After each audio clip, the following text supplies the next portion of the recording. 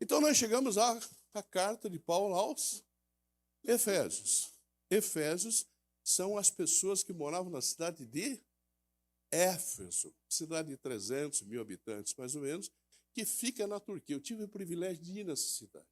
Ela é ruínas hoje, mas é uma coisa mais linda do mundo. Ela é toda em mármore, as ruas dela. Então essa cidade é uma cidade glamurosa, assim, sabe? No mundo da época. Ela tinha uma biblioteca, bem no final da primeira rua dela, assim, tinha uma biblioteca na esquina, que ela tinha a segunda maior do mundo. A primeira era de Alexandria, a segunda era de Éfeso. Então uma cidade pujante. E tinha lá algo especial para a população. Era a adoração à deusa Diana. O maior templo que existia de Diana era em Éfeso. Tá?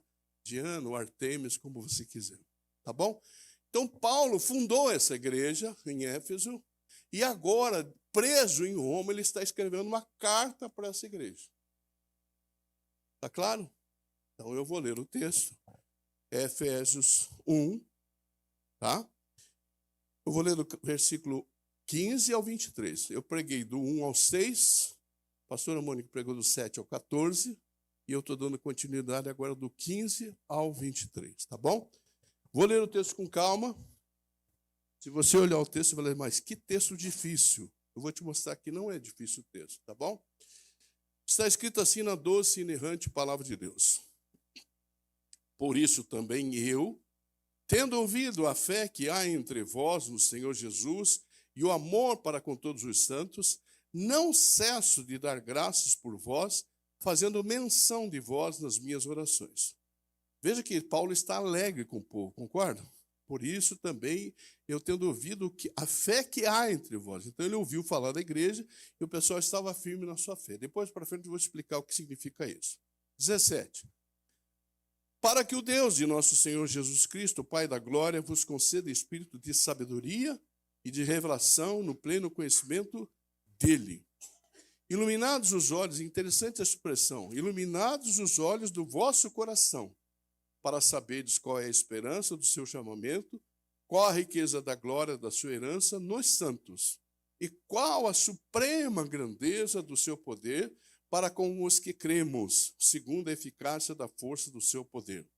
Versículo 20 diz, o qual exerceu ele, Deus, em Cristo, ressuscitando-o dentre os mortos e fazendo-o sentar à sua direita nos lugares celestiais, acima de todo principado e potestade, e poder e domínio, e de todo nome que se possa referir, não só no presente século, mas também no vindouro. Versículo 22. E pôs todas as coisas debaixo dos pés, e para ser o cabeça sobre todas as coisas o deu à igreja, a qual é o seu corpo, a plenitude daquele que a tudo enche em todas as coisas. Pai, obrigado pela leitura da tua palavra. Nós precisamos agora da iluminação do teu Espírito, nossa mente, no nosso coração, e de cada um que está ouvindo aqui e vai ouvir depois pela internet, está ouvindo agora pela internet. Que o Senhor ilumine o coração, os olhos do nosso coração, para que nós possamos realmente receber essa mensagem e podermos praticar a tua mensagem.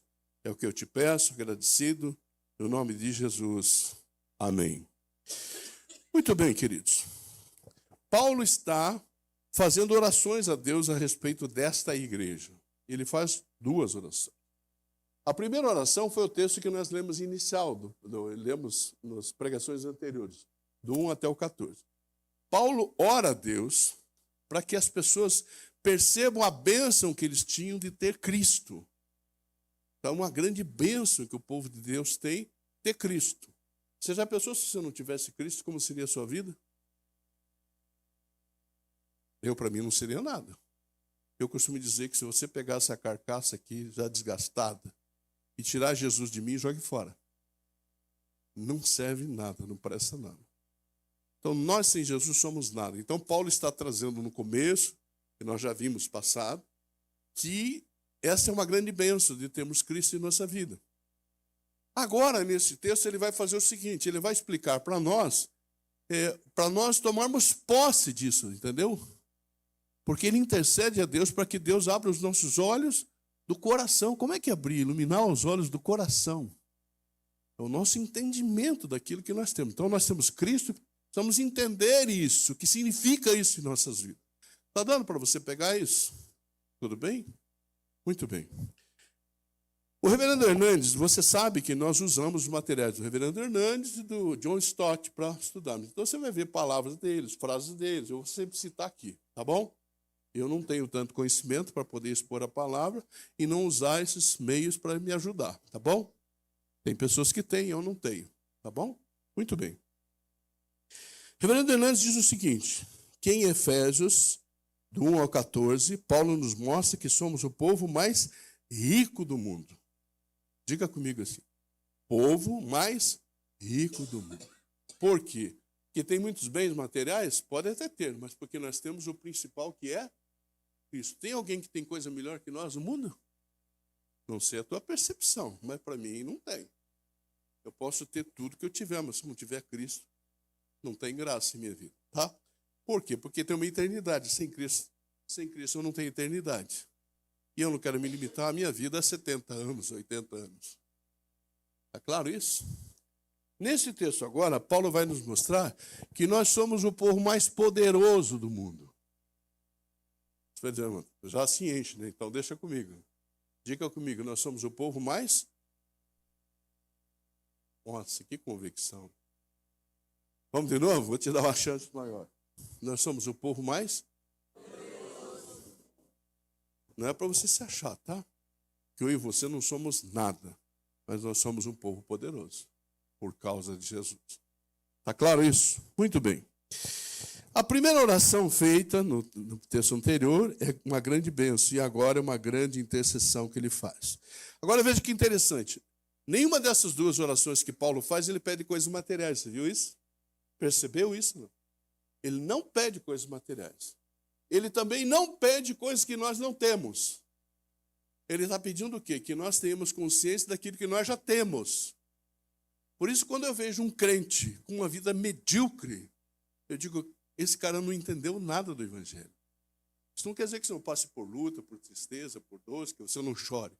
Mas quando você não entende a essência do Evangelho, o que você tem, quem você é, você vai viver uma vida difícil.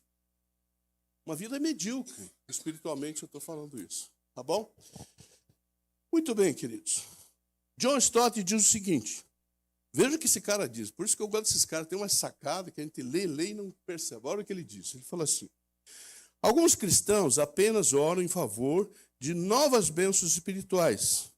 Aparentemente, quando você pede para novas bênçãos espirituais, aparentemente, ignorando o fato de que Deus já o abençoou em Cristo com toda a bênção espiritual. Quando eu peço mais, eu não tenho a percepção de que Deus já me deu tudo. Você entende isso? As pessoas falam assim, o melhor está por vir. Como o melhor está por vir? Jesus já veio. Pode ser ter melhor em emoção, mais envolvimento, mais conhecimento da palavra, mas o melhor que Deus tinha para nós já mandou. E essa pessoa que ele mandou para nós vai vir nos buscar. Então a obra está pronta, falta acontecer o que Deus previu que vai acontecer com o desenrolar dos tempos. Está claro isso? Porém, outras pessoas, o que eles fazem? Eles dão tanta ênfase à indubitável, que é sem dúvida, né? Da sem dúvida verdade, que em Cristo tudo já é deles. Agora, o que eles fazem? Quando você tem consciência que você já tem tudo em Cristo, você corre no outro extremo. Qual que é o extremo? Que diz John Stott, que eu gostei demais do que ele falou. Se tornam negligentes e não demonstram vontade de conhecer ao experimentar com maior profundidade seus privilégios cristãos. Tem gente que tem a salvação, conhece a Deus e fala, para mim basta. Não se aprofunda. Não busca intimidade com Deus. O profeta Ezequiel fala o seguinte, que tem pessoas que o rio de Deus corre do trono e passa por alguns pelo tornozelo. Passam por outros pelos lombos. E outros têm que nadar. Entendeu ou não? Tem gente, não, tá bom, isso aqui que eu sei do evangelho tá bom, não quero mais me envolver. Tem alguns que falam, vou envolver, mas não tanto. Eu quero ter controle sobre a minha vida. Agora tem gente que nada, de braçada. Em qual grupo você está? O evangelho que você conhece está nos teus tornozelos, está nas tuas nádegas, nos teus coxas, ou você está nadando? E aí eu respondo para Deus, não quero que você fale para mim, tá bom? Você e Deus. Para nós estudarmos bem esse texto, eu vou dividir em 3 blocos. São 3 partes que eu quero falar com vocês, tá bom? A primeira parte, Paulo ora para que a igreja conheça mais a Deus. Você consegue repetir comigo? Paulo ora para que a igreja conheça mais a Deus. O que nós estamos fazendo na nossa igreja? Tentando passar para vocês conteúdo para vocês crescerem, para que nós não sejamos infantos juvenis espiritual. Nós tenhamos envergadura, que nós tenhamos condições de enfrentar as lutas que nós passamos. Está claro isso? Então essa igreja aqui é para você crescer. Não é para você se divertir, não é para você se entreter. Se você está buscando isso, talvez não seja o lugar para você. Está claro isso? Aqui é para você crescer. Aqui é para você ter envergadura. Para você chegar à estatura do varão perfeito, que é Jesus Cristo. E eu não vou mudar isso, queridos. A não ser que eu morra, daí vocês mudam. Enquanto eu for vivo, aqui nós vamos buscar ser semelhantes a Cristo. Chegarmos à estatura do varão perfeito. E aí quer dizer o seguinte, vocês não podem me ver roubando, vocês não podem me ver adulterando, vocês não podem me ver mentindo, vocês não podem me ver enganando as pessoas, porque eu vou destruir esse argumento que eu estou falando para vocês. E assim são vocês. O povo de Deus tem que ser um povo correto, honesto, direito. Eu fui contratar o pessoal lá, eu vou contar depois a história, eles não queriam que eu registrasse, aquilo me incomodou muito. Eu falei, eu não posso fazer isso, como é que eu vou contratar alguém sem registrar? Mas qualquer pessoa faz isso, qualquer crente. Qualquer não, por favor. Muitos crentes fazem isso.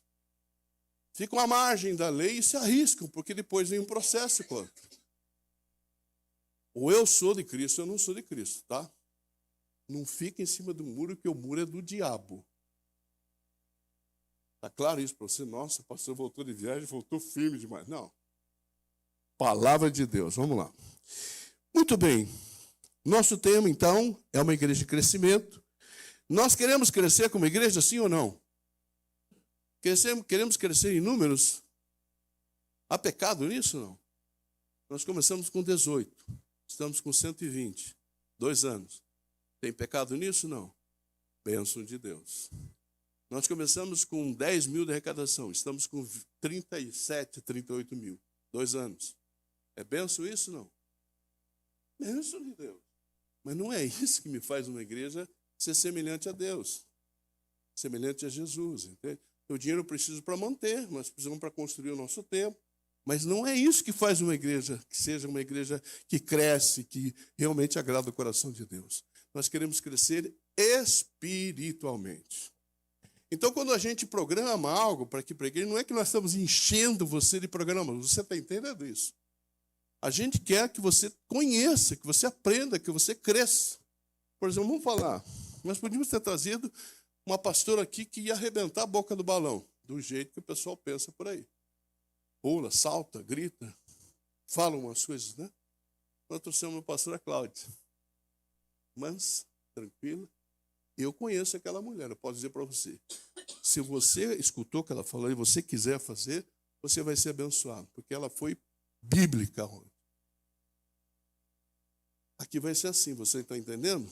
Vamos trazer o Joaquim que pula, salta, dá cambalhota? Não, aqui não é lugar disso. Eu sou responsável por esse púlpito. Aqui só vai subir quem eu conheço. Eu vejo a vida do cara e falo, esse cara pode.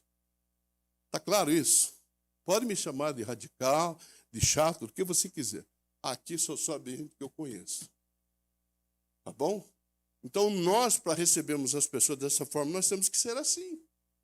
Temos que ser uma vida idônea, uma vida correta, uma vida honesta, em todos os sentidos. Porque nós somos julgados pelos nossos atos, pelos vossos frutos os conhecereis. Está claro isso? Muito bem. Vamos em frente. Os versículos 15 e 16, Paulo demonstra um amor genuíno pelos efésios. Concorda comigo? Por isso também, eu vou ler o texto. 15 e 16, querido. Por isso também eu, tendo ouvido a fé que há entre vós no Senhor Jesus e o amor para com todos os santos, não cesso de dar graças por vocês, fazendo menção de vocês nas minhas orações. Por que Paulo está tão contente com os moradores de Éfeso? Porque Paulo fundou essa igreja, e quando da fundação da igreja, havia um comércio exagerado das coisas da deusa Diana. Hoje em dia é a mesma coisa, tá bom? Onde você for, você vai ter isso. Em algumas cidades aí são especiais para determinadas divindades. Você sabe do que eu estou falando. Muito bem.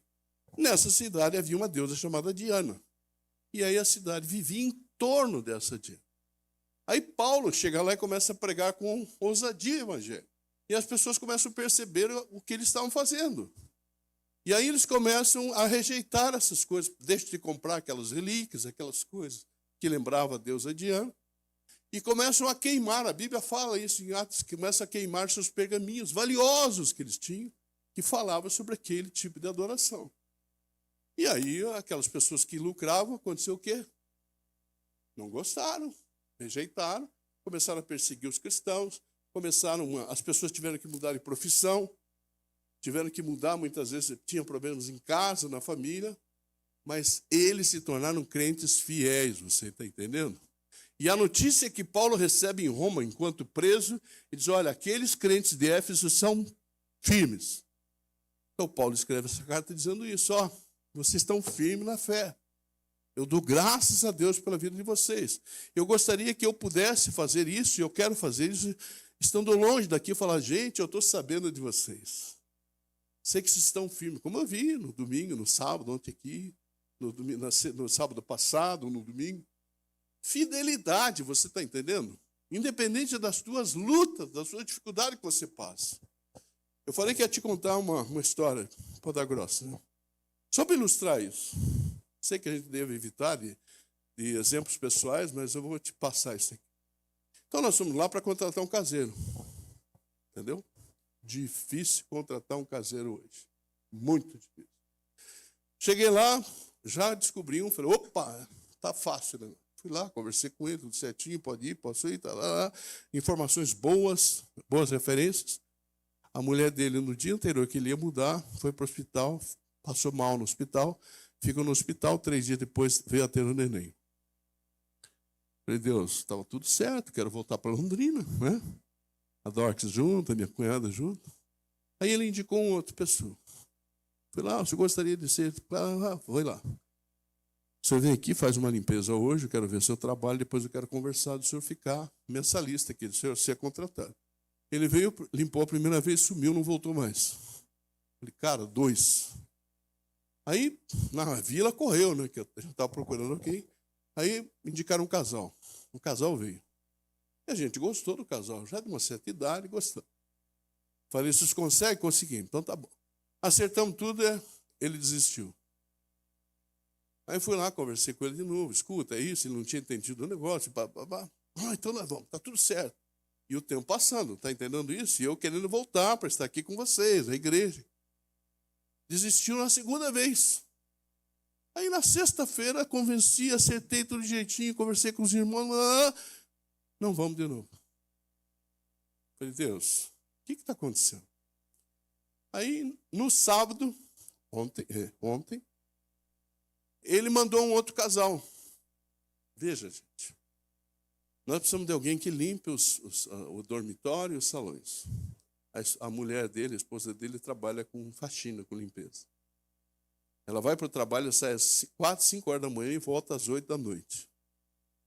Ele tem experiência com água, tem experiência com a parte toda de cuidado, de prédio, esse negócio. Daí fui lá e eu comecei a falar, Deus, deixa eu me segurar, né? Começo a me empolgar, né? Como é que o senhor é? Como é que o senhor não? O que o senhor faz? Bom, resumindo, amanhã eles devem estar mudando para lá. Deixa eu contar para você isso. Na primeira vez, eu suportei. Na segunda vez, eu suportei. Na terceira vez, na primeira, na segunda, eu suportei. Na terceira, eu falei, Deus, aí não, Deus. Mas na quarta vez, Deus mandou o melhor que ele tinha. Você está entendendo ou não? Então eu tive pouca fé? Sim, eu estou confessando meu pecado aqui para vocês. Eu não fui perseverante. Não desisti, continuei fazendo o meu trabalho. E muitas vezes acontece conosco isso, nós estamos com um problema, com uma dificuldade, e a gente quer que Deus faça do nosso jeito, ou no momento que nós queremos. Você está entendendo o que eu estou te passando? Então acredite no processo, acredite que Deus está cuidando. Você crê nele ou não crê nele? Se você crê nele, eu estou me incluindo nisso, está claro? Não quero ser hipócrita com vocês. Eu teve um momento que falei, Deus, acho que não vai dar certo. Deu certo. Está claro isso para vocês? Estou te dando exemplo, pessoal, para que você entenda que todos nós sofremos do mesmo mal. Às vezes no processo a gente diz, será que vai dar? Será que Deus realmente está olhando para mim? Será que esqueceu de mim? Então Paulo ensina aos crentes os Efésios, aos crentes de Éfeso, que eles devem perseverar independente das lutas. E eu quero passar isso para você, independente da luta que você está passando, da dor que você tem, da lágrima que você derramou, do desespero que você possa estar passando. Eu estou acompanhando uma senhora que está com câncer, ela está fazendo aplicações. É uma luta que vocês não imaginam as aplicações. Mas é uma mulher de fé, sabe? Então eu ligo, o dia que ela vai fazer a aplicação, eu passo o versículo para ela, oro com ela, falo, vamos estar firme. Não, pastor, eu estou firme. Aí ela volta da quimioterapia, ela está arrebentada. Você vê que até a voz dela muda. A minha irmã, fica firme, Lúcia, tá. Ela terminou a quimioterapia, agora vai fazer umas. Ela está dizendo, Deus é fiel, Deus está cuidando de mim, Deus vai me curar. Você está entendendo ou não? E Deus vai curar essa mulher. Eu não tenho dúvida disso. Então é a tua fé que tem que agir nesse momento. Não é a fé que faz você ser curado. Mas ela é um ingrediente para a tua cura. Deus cura quem Ele quer. A fé é um ingrediente. Deus, eu acredito que o Senhor vai me curar. Eu acredito que o Senhor vai resolver esse problema. Talvez não seja no meu momento, talvez seja no seu momento. Que esse é o grande problema que nós temos. Nós queremos que Deus faça o que nós queremos, do jeito que a gente quer e na hora que a gente quer. Querido, servo aqui somos nós, não Deus. Deus é Senhor. Servos somos nós. Quando eu coloco para Deus, digo, faça-se a tua vontade. A semelhança de Jesus na cruz, tá? Muito bem, gente, vamos lá. O versículo 17, Paulo faz 3 pedidos. Olha o que diz o 17. Para que o Deus de nosso Senhor Jesus Cristo, Pai da glória, vos conceda primeiro, leia comigo, espírito de... Depois e depois. Está vendo o que Paulo está dizendo? Deus, dê sabedoria a eles, dê revelação a eles e dê esse pleno conhecimento. O que é pleno conhecimento? Conhecimento total de Deus. Tá ok? Muito bem. Então, esse primeiro pedido, ele fala assim, vos conceda espírito de sabedoria. Sabedoria, queridos, é o conhecimento dado por Deus. As pessoas confundem sabedoria com conhecimento. Conhecimento é bom, mas tem muita gente que conhece muita coisa e é tolo. É tola. Tem gente que conhece pouco e é sábio. Entendeu a diferença? A sabedoria é Deus quem dá. Lembra o que aconteceu com Salomão? Ele não pediu coisas, ele pediu, Deus me dá sabedoria. Deus deu, ele é tido como o homem mais sábio até hoje na terra. Não existiu uma pessoa mais sábia que Salomão, apesar de todas as besteiras que ele fez. Você entende? Muito bem. Reverendo Hernandes diz o seguinte, a mente natural não consegue discernir as coisas espirituais. Acompanhe comigo isso. Ele diz que nós somos como Geazi, ou Geazi, que era aquele auxiliar de Eliseu, que o povo chega para combater o povo de Deus, e ele olha, o Geazi é o auxiliar dele, ele olha aquele povo, aquele exército era numeroso. E Eliseu fala para ele, calma, você tem que ver o exército do Deus Todo-Poderoso. Mas Geazi não tinha os olhos espirituais abertos, você entendeu? Aí Eliseu falou assim, não, Deus vai abrir os teus olhos, você vai ver. E aí quando ele viu, ele falou, esse é o nosso problema. A gente olha o tamanho do gigante sem olhar o tamanho da provisão de Deus. Quando todo mundo olhava para o gigante, como é que era o nome dele? Golias.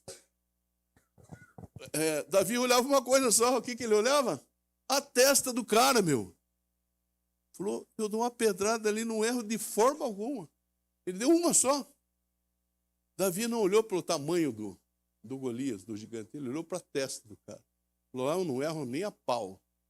Foi uma só. A gente, quando olha para o gigante, ele vê o tamanho do cara, mas não olha o tamanho do nosso Deus. Que ele pode resolver, que ele vai mudar aquilo. Talvez não seja do jeito que eu queira. Que talvez ele está me ensinando algumas coisas nesse processo. Eu imagine o que a atitude de Davi ensinou para o exército. Os caras falam, nós somos um pé de alface, um pé de repolho. Como é que um menino desse vai lá combater com o gigante e nós aqui? Então, uma lição foi dada por Deus através de Davi, e Deus nos dá lições todo dia, querido. Muito bem, querido.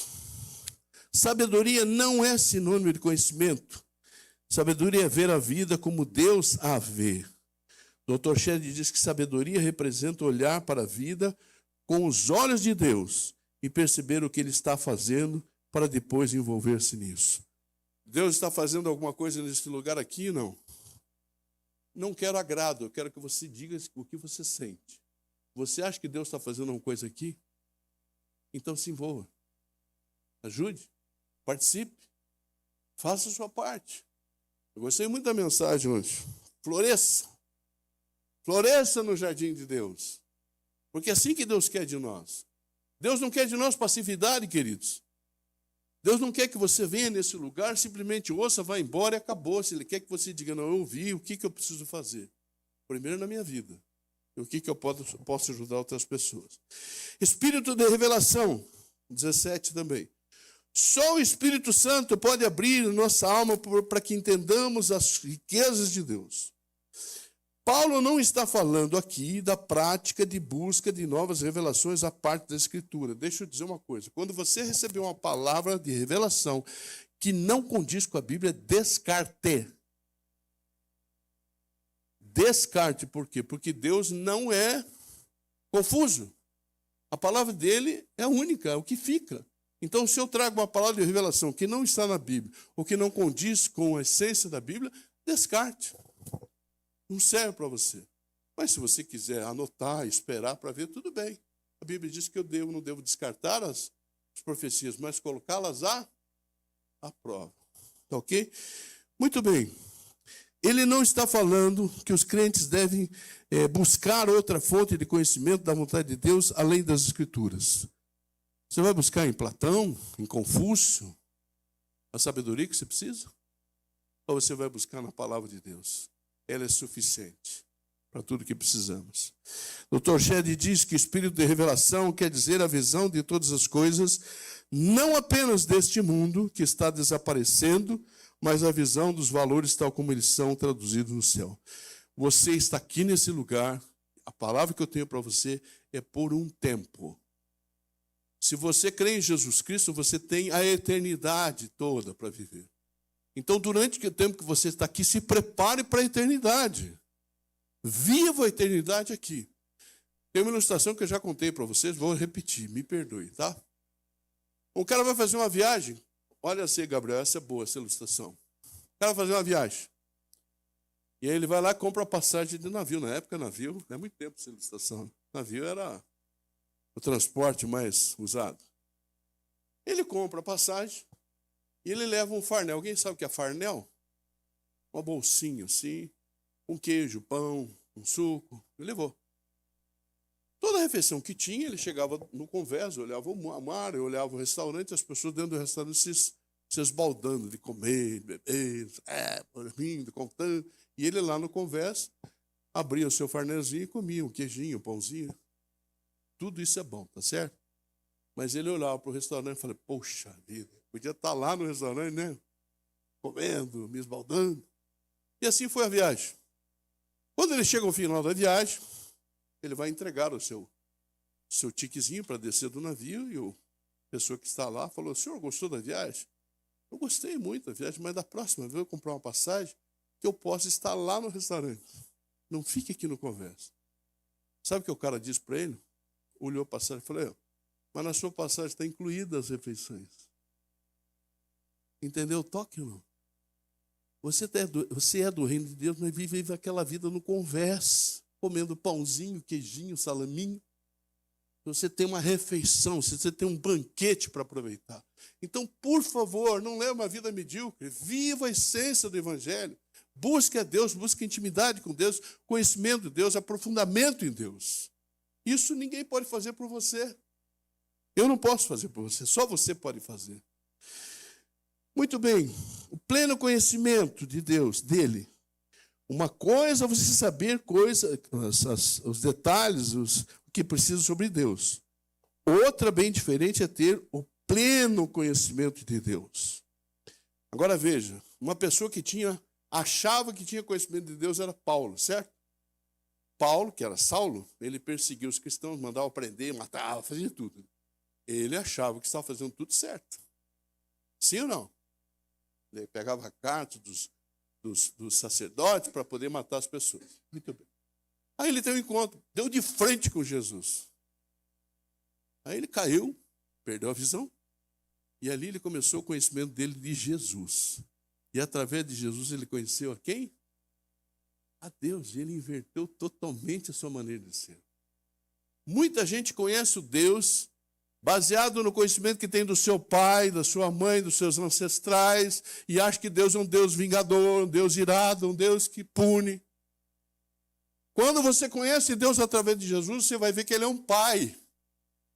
Um pai que ama seu filho profundamente e ama você a tal ponto de entregar esse filho que ele mais amava. Você está entendendo isso, querido? Então, o pleno conhecimento de Deus me leva a viver uma vida dentro do restaurante, no banquete, não no conversa. Segunda lição, quero deixar para vocês. Paulo ora para que a igreja conheça a esperança do mundo, a esperança do chamado, né? Não, a esperança do nosso chamado. Eu mandei para vocês, não viu? Muito bem. O versículo 18, eu vou ler para vocês. Iluminados os olhos do vosso coração para saberdes qual é a esperança do seu chamamento, qual a riqueza da glória da sua herança dos santos. Muito bem. O que é esse chamamento? Veja só o que o reverendo Hernandes diz. Ele diz o seguinte, olha, o nosso futuro será glorioso, pois. Por que o meu futuro e o teu futuro é glorioso? Por quê? Primeiro, porque Deus, o Pai, nos escolheu. Deus, o Pai, nos adotou. Já pregamos sobre isso a semana retrasada. Ele nos escolheu e nos adotou. Escolheu quando? Antes da fundação do mundo. É uma coisa inatingível para a minha mente limitada. Mas antes que houvesse tudo, Ele já me escolheu. Escolheu cada um de nós, correto? Deus Filho nos redimiu e nos perdoou. E Deus Espírito nos selou e nos deu sua garantia. Então o futuro não é algo que se deve temer, que se deixa aceitar as coisas que não vão bem, que não vão certo, com resignação. Deus tem o melhor para você. E Ele já fez tudo o que precisava fazer por você. Basta que você viva essa vida. Quando o Espírito Santo vem habitar em mim, em você, Ele traz a essência de Deus em nós. Então quando você diz assim, eu não consigo amar as pessoas, você está errado. Você não consegue exercitar o que você tem. Porque o amor de Deus, o fruto do Espírito está em você. Domínio próprio, por exemplo. Você tem. Ah, eu não tenho, pastor. Você tem. Você não consegue exercitar. Bondade, você tem. Então o fruto está em você. Só que eu tenho que fazer a minha parte, exercitar isso. Eu tenho que amar as pessoas. Eu tenho que ter alegria, ter paz com todos. São nove qualidades do fruto. Não é o fruto. O fruto é um só. São 9 qualidades que fazem parte do fruto. Foucault diz o seguinte, que essa esperança não é apenas um vago, melancólico anseio pelo triunfo da bondade, mas algo garantido que nós temos, tá? pela habitação do Espírito Santo em nossas vidas. No versículo 18b, diz o seguinte, olha comigo lá, 18b, ele fala assim, qual a riqueza da glória da herança dos santos? Qual é a riqueza da glória da sua herança nos santos? Paulo expressa aqui o desejo de que os cristãos compreendam quão preciosos eles são para Deus. Você sabe o que você é para Deus? Eu não sei o que eu sou para Deus. Você não conhece a Bíblia, você não sabe. A Bíblia diz que você é menino dos olhos dele. Sabe o que é isso, menino dos olhos dele? Você sabe que você é povo de propriedade exclusiva de Deus? Sabia disso ou não? Você sabia que você é obra-prima de Deus, feitura de Deus? Por que eu vivo uma vida medíocre se eu sou a menina dos olhos de Deus? Se eu sou uma propriedade exclusiva dele?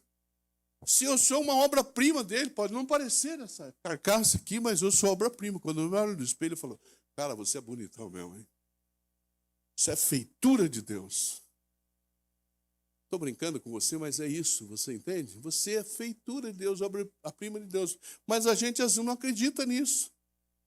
Não acredita que nós somos quem nós somos. Lembra que eu falei que nós somos o povo mais rico do mundo? E nós somos o povo mais poderoso que existe. Eu vou te provar nesse próximo, o que eu vou falar para você aqui, tá bom? Eles são o troféu da graça de Deus, o tesouro deles está em Deus, e num sentido bem verdadeiro, o tesouro de Deus está nos santos. Ok? Terceira lição. Paulo ora para que a igreja conheça o poder de Deus nas nossas vidas e em Cristo.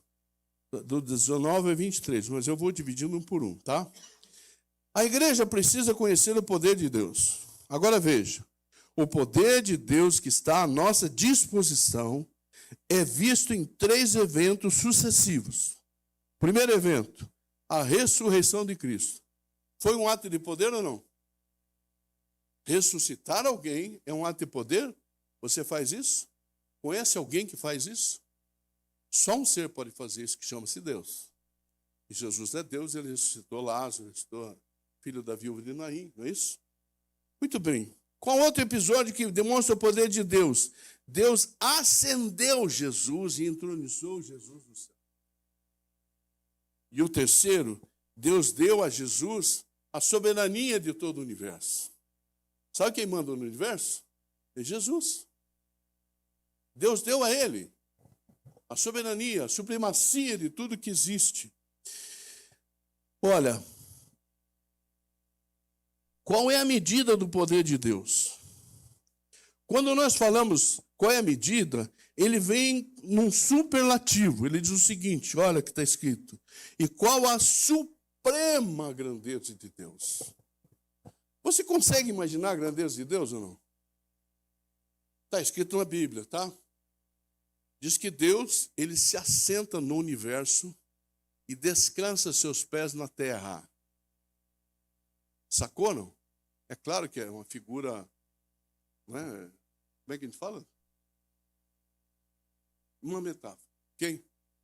Mas a Bíblia diz que as estrelas saem e Deus conhece cada uma delas pelo seu nome. Quantas estrelas tem no céu? Estudos tentaram chegar lá, diz que tem 70 septilhões. Para você ter uma ideia, tem mais estrelas no universo do que grãos de areia na terra. Sacou, não? E Deus conhece cada luzinha daquela lá pelo nome. A engrenagem de funcionamento da estrutura do firmamento, você não sei se você sabe, você deve saber, eu sei, talvez tenha mais conhecimento que eu. Se a Terra se aproximasse metros, centímetros do Sol, todos nós morreríamos queimados, assados.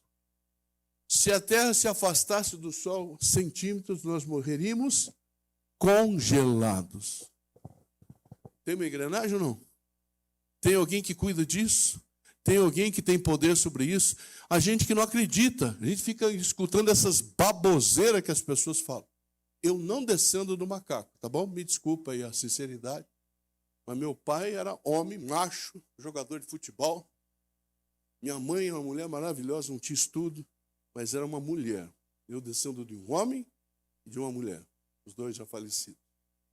Está claro isso? Então não acredite nessas histórias. Veja bem, se o macaco evolui e chega ao homem, por que existe macaco ainda? Fala para mim.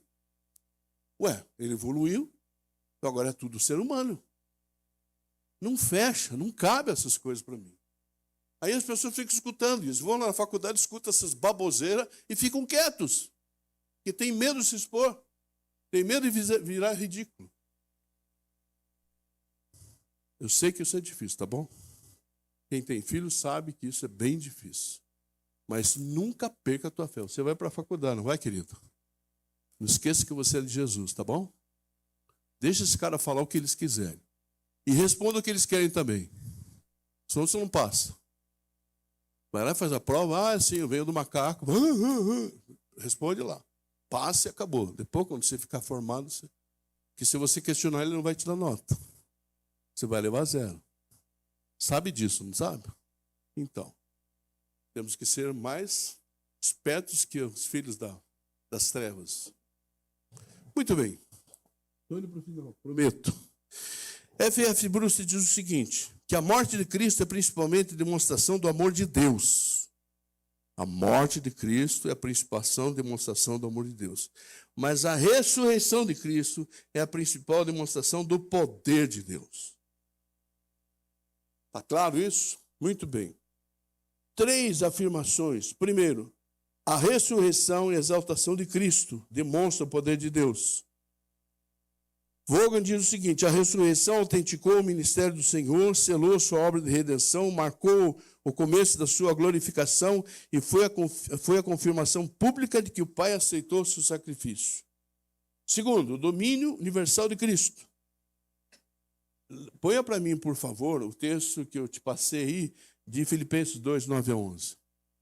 Filipenses 2, 9 a 11.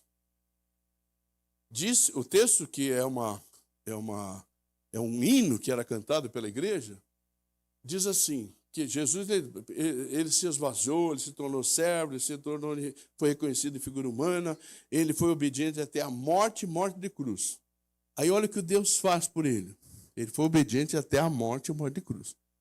Pelo que também Deus o exaltou sobremaneira, e lhe deu um nome que está acima de todo o nome, para que o nome de Jesus se dobre todo o joelho no céu, na terra e debaixo da terra. E toda língua confesse que Jesus Cristo é Senhor, para a glória de Deus Pai. Todo mundo um dia, quem crê, quem não crê, vai dobrar o seu joelho. Todo mundo vai um dia confessar, Jesus, tem piedade de mim. Agora, filho, já era. No dia final, todos vão se ajoelhar para Jesus. Toda língua vai confessar que Ele é Senhor, porque vai ver o que está acontecendo. Ele é o Senhor. Só que aí pode ser tarde. Olha que Jesus diz em Mateus 28, 18. 28, 18.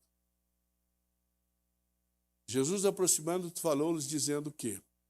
Leia comigo. Não, um pouco de autoridade. Toda a autoridade me foi dada no céu e na terra. Quem que manda no céu e na terra? Então, por isso que você tem que buscar Jesus, conhecer Jesus para conhecer a Deus. Você está entendendo o que eu estou te falando? Então, eu quero terminar dizendo para você o seguinte. Como está a sua vida espiritual? Não me responda. Responda para Deus. Como está a sua intimidade com Deus? Se você pudesse medir de 0 a 10, quanto seria? Sua intimidade com Deus. Qual é o chamado que Deus tem para você? De onde Ele te chamou? Onde é que você estava quando Deus falou, vem cá, você é meu, você é minha? Para onde Ele quer que você vá? Você precisa se questionar nessas coisas, querido. Você não foi salvo porque Deus achou você bonitinho, bonitinho. Deus te salvou porque Ele tem uma obra para fazer através de você, porque Ele quer usar você. Você crendo ou não crendo, você aceitando ou não aceitando, um dia, se você for para o céu, você vai passar vergonha lá. Porque a primeira coisa que nós vamos fazer no céu é o tribunal de Cristo. Não passe por julgamento, passe por prestação de conta. Falei, e aí, André? Coloquei aquele teu vizinho na sua vida, e aí, o que você fez com ele, querido? Ah, que ele botei aquela funcionária lá, difícil, mas o que você fez com ela? É assim que vai acontecer. 3 textos na Bíblia falam sobre isso. Não é julgamento, você entendeu? Você vai para o céu. Lá no céu você vai prestar conta. E eu não quero passar vergonha. No dia que eu chegar lá, eu vou dizer assim, não, eu falei para eles, Senhor. Estava lá, todos eles, no dia... Que dia é hoje? 17. Falei para eles, olhando no olhinho deles. Não quiseram ouvir. Aí eu sou com eles. Claro que não vou fazer, eu amo vocês. Mas que dá vontade de dar, não dá? Senhor, são um bando. Você não sabe. Tinha um pastor que falava assim. Ele olhava para os crentes e falava assim, ô raça eleita. Muito bem. Última pergunta. Você tem experimentado de forma prática o poder de Deus, o poder da ressurreição? Como é a sua vida com Deus? Não quero saber, porque eu não sou intrometido, é você e Deus. Eu só estou te levando a pensar. Saia dessa posição de inanição, sabe, de letargia. Comece a caminhar em direção a Deus. Beleza? Continuam amigos? Posso orar? Recebem a minha oração ainda? Fique de pé, então.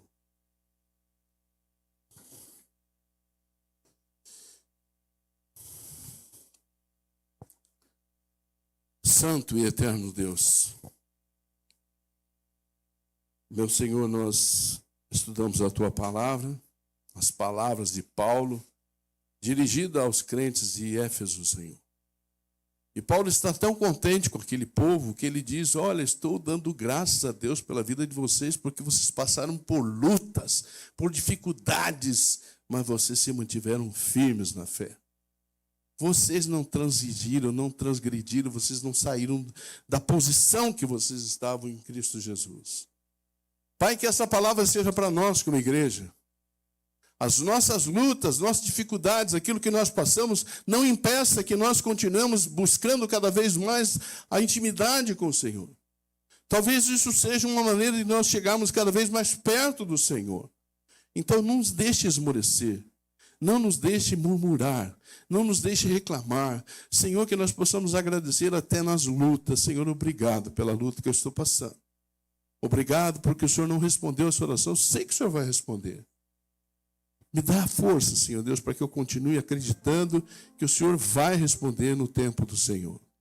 Pai, aqueles que estão passando por lutas nesta manhã, nesse lugar, que o Senhor traga o conforto que eles precisam e que a fé deles seja restaurada, renovada, aumentada, para que eles aguentem esse processo. E que eles não tenham nunca dúvidas que o Senhor os ama, que o Senhor os tem como a menina dos seus olhos, Deus. O Senhor nos tem, Pai, como povo de propriedade do Senhor, nós pertencemos ao Senhor, nós somos do Senhor. Nós somos obra-prima do Senhor. Nós não merecemos, nós somos difíceis, nós somos terríveis, mas aprove o Senhor de nos amar de tal intensidade que nos fez seu povo. E como seu povo, nós queremos honrá-lo com as nossas vidas, nós queremos nos dedicar ao Senhor, Pai, exaltando o teu nome, falando a outras pessoas que não te conhecem, dizendo, olha, eu tenho um Deus, eu conheço Jesus, o meu corpo pertence ao Espírito Santo, ele mora em mim. Experimente isso, experimente como é bom para a sua vida, você que está em crise, que está em lutas. Então que nós, como teu povo, possamos testemunhar do que o Senhor tem feito em nossas vidas, mas que isso seja uma verdade em nossas vidas, que nós vivamos em essência aquilo que nós acreditamos, para que o Evangelho se expanda, Senhor. E nós sabemos que um dos critérios para que o Senhor volte é que todos no mundo possam ouvir falar de Jesus. Então, no que cabe a nós, que Londrina possa ouvir falar de Jesus, dentro das casas, dentro dos escritórios, das empresas, de onde nós estivermos, Senhor. Que as pessoas possam ouvir falar de Jesus, talvez pelo nosso testemunho, simples testemunho da nossa maneira de agir. Obrigado pela vida de cada um que está aqui. Obrigado àqueles que estão pela internet, àqueles que ainda vão assistir. Que o Senhor possa continuar falando aos nossos corações, nos dando o crescimento que precisamos. Porque nós queremos crescer para chegar à estatura perfeita do varão que é Jesus Cristo, o varão perfeito que é Jesus Cristo. Nos dá um bom dia, um bom domingo, um bom almoço, um tempo com a família. Que nós possamos ter paz em família. E que possamos guardar esse dia para o Senhor. É o que eu te peço, é o que eu te agradeço, no nome santo, no nome poderoso de Jesus Cristo de Nazaré, o nosso Senhor e Salvador. Amém. Recebam a bênção. O grande e maravilhoso amor de Deus, a graça do nosso Senhor e Salvador Jesus Cristo, o consolo, o ensino e a unção do Espírito Santo, seja sobre a sua vida, sobre a sua casa e sobre todo o povo de Deus espalhado pela face da terra, hoje e para todo sempre. Demonstre o seu amor por Jesus abraçando um filho dele que está do teu lado aí, tá bom? Abrace, dá um sorriso.